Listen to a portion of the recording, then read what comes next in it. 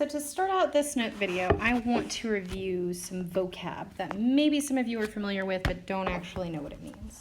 So, for instance, a lot of you have heard this term system before and don't really know what it's referring to. It sounds scary and sciencey. It kind of is, but kind of not.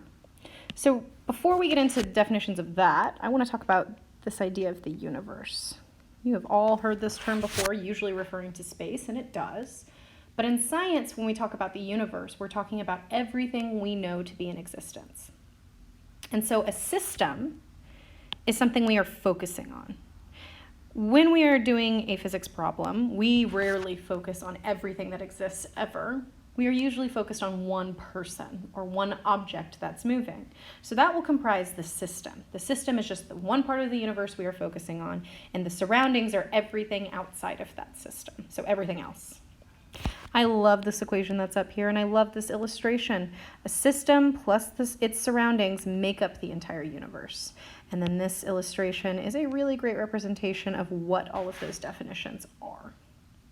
So just something to keep in mind when we're referring to the system, it's just the part of the universe being studied. That's it. Another piece of vocab I want to talk about is this idea of mechanical energy.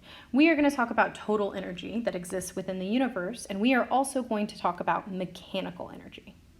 Physics is the study of motion or movement. And so mechanical energy is kind of this energy that's due to motion or position. And it's the types of energies we've been talking about so far, so kinetic and potential has elastic and gravitational. So total mechanical energy, or TME is the symbol we're going to use here, is the total amount of potential and kinetic within a system. So we have a little equation right here. Total mechanical energy is basically kinetic plus potential. And this equation is actually on your formula sheet in case you forget it. So mechanical energy is due to motion or position. Total energy in general is something else. It could be any other type of energy that exists, which kinetic and potential are not the only types. We will talk about that more later. So now, part of the notes you were waiting for, law of conservation of energy. Total amount of energy in the universe, so throughout the whole place we know to exist, does not change. It just changes form. So kinetic energy that maybe we give to an object or that we have within ourselves didn't just appear. It came from somewhere, and it came from somewhere where it already existed, just in a different form. Versus total energy within a system does not change unless acted upon by an unbalanced force. I know you've heard that last bolded phrase before. Hopefully you remember it from Newton's first law of motion. An object in motion continues that same motion, or an object at rest stays at rest unless acted upon by an unbalanced force. Some of you, instead of unbalanced, use the term outside. And what that term outside means is outside of the system. So let's say the system we're talking about in this situation is this set of Newton's cradle that I have on this slide. And let's say the Newton's cradle is moving. The balls are bouncing back and forth, moving back and forth. So if the system is this Newton's cradle, the energy within that system will not change unless there's an unbalanced force acting on it. So the kinetic energy just passes from ball to ball over and over again. But in the real world, we know if we set one of these things off, eventually it comes to a stop. That is because there is an unbalanced force acting on it called friction. And friction occurs with these little strings rubbing on the thing that's holding the balls up. There's another way to cause the energy within these Newton's cradles to change, and that is to apply a force with your hand. If you move your hand to stop this Newton's cradle, because it does make a very annoying noise, you can stop the cradle and take away some energy. This would be an example of an outside force. This force that comes from outside of the system, that comes from the surroundings, stops the balls and causes them to lose energy. So total energy stays the same unless something causes it to change. Just this big idea to keep in mind. So here is another way of stating this same law, but it has some math associated with it. So before you panic, I'm going to walk you through it. Energy within a system, again, this word system, cannot be created or destroyed. It just changes form. So you're not creating any energy, you're not taking it away, it just changes into something else. So I know this equation down here looks scary. There's a couple of them, but I'm going to break it down for you. So we are going to pay attention to total mechanical energy. And according to this law, total mechanical energy, the total mechanical energy I start with is how much energy I will end up with. They have to equal each other. This is the equation form of this law of conservation of energy. Total amount has to stay the same. We talked about in an earlier slide that total mechanical energy consists of all of the kinetic plus all of the potential.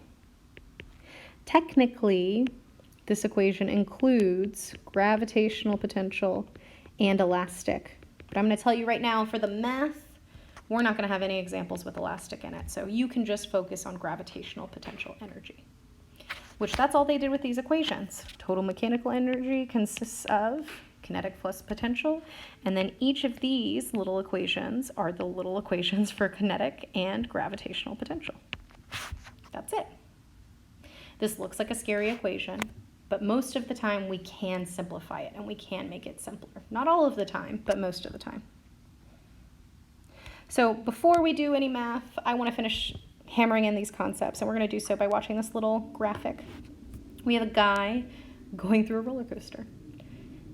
It's keeping track of his potential energy and its kinetic energy and his total amount of energy. His potential energy is the most whenever he is at a high point. His kinetic energy is the most at the bottom. Why do you think it's the most at the bottom of the roller coaster?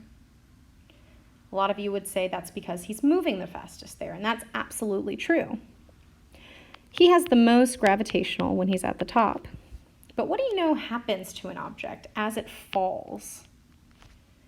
Maybe you remember from a previous unit from what seems like a long time ago that it speeds up as it falls, or its velocity increases, it accelerates as it falls. Well, if I'm getting faster, I must be gaining kinetic energy. So this is kind of reviewing some older topics. It's just saying it in a different way. You already know that objects speed up as they fall. Well, they also gain kinetic energy as they fall at the same time that they're losing gravitational. And you're going to notice that as potential goes down, kinetic energy goes up just as much as potential goes down. They're transforming from one form to the other. But the entire time, total energy stays the same. As long as there's not an unbalanced or outside force acting on this system, the system being the roller coaster, no energy will be lost. If friction were present, the cart would slow down and probably lose some energy, and it would just, by losing energy, it changes to something else. We will talk about that more in another video. Just assume for now total energy stays the same, and the other two forms just change into each other. So let's refer back to this example we talked about in another set of notes. Boy lifts a box. He does work. That lifts the box a distance, definitely does work. And that caused the box to gain gravitational potential energy. But if the boy were to drop the box, what happens to the speed of the box as it falls? I hope you remember that the box speeds up. It accelerates. As it falls down, the velocity goes up. It increases in speed. So therefore, what kind of energy is it gaining as it falls?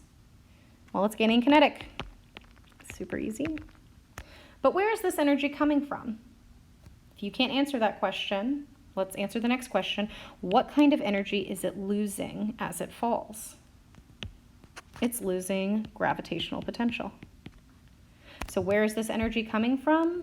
All of the GPE is actually transforming into kinetic energy, which is the same thing that's happening with this roller coaster. All of the GPE turns into kinetic and then turns back when he rises a height. And something else I want to point out, as he goes back up the hill, you know he slows down, right? He loses that kinetic energy, but gains potential. So the amount of potential energy the box starts with will be exactly equal to how much kinetic energy it has as it hits the ground.